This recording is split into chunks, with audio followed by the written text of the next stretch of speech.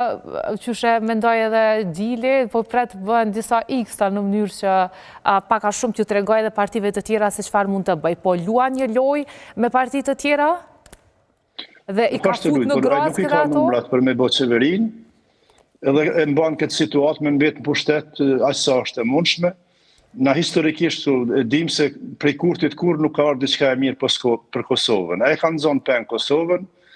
Ligjërisht kjo është një farë grushteti për momentin, sa nuk ka drejt jetë edhe deputet edhe kryeministër në detyra apo i dorëhequr.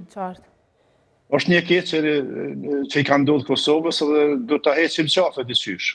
Po çysh është mënyra me heq qafe sepse nuk po duket që ka sikur të ishte një shtet normal, për shembull, si do të ishin gjitha situatat parapara me kushtetute me ligje.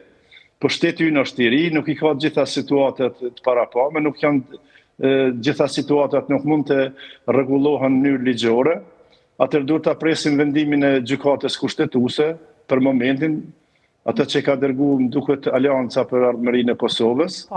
Mirë po shpresoj se do të gjendet një rrugë demokratike për ta larguar, përndryshe duhet të largohet diçysh. Mirë, po ju thatë që është e rrezikshme. Pse mendoni që është e rrezikshme të ushtrojë detyrën dhe si deputet dhe njëkohësisht si ministër në detyrë? Kryeministër në detyrë. Po historikisht nëse kthehemi në mbrapa, se unë kurtin e një moti për vitit 1995.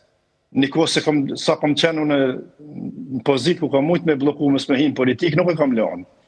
Për dikur ka ardhur Adem Demashi dhe me atë naivitetin e vetë e ka marrë. Pse e keni bloku? Pse ka qenë tentativa për ta bllokuar? Po, baba i tij erdhte, unë kam qenë antar i kryesisë partisë parlamentare unë. Edhe baba i tij erdhë me Selatin Novosellën dhe Ismail Kastratin që të antarësohet parti tanë, edhe i kërkoj edhe një libres për djalin, po në atë kohë na kemi bë verifikime.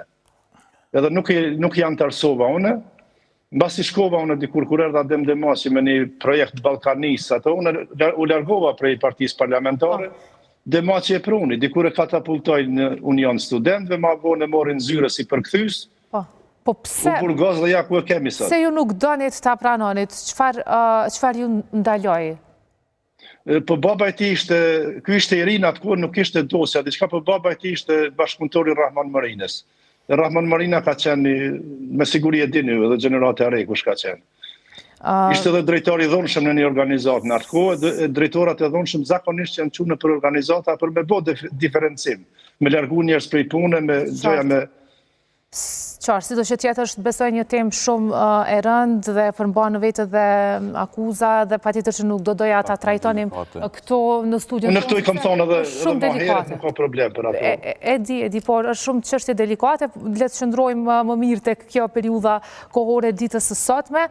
Mendoni që ka të sinqerta kërkesat ndaj Lidhjes Demokratike të Kosovës për një koalicion apo marrëveshje të mundshme në mes të dy partive?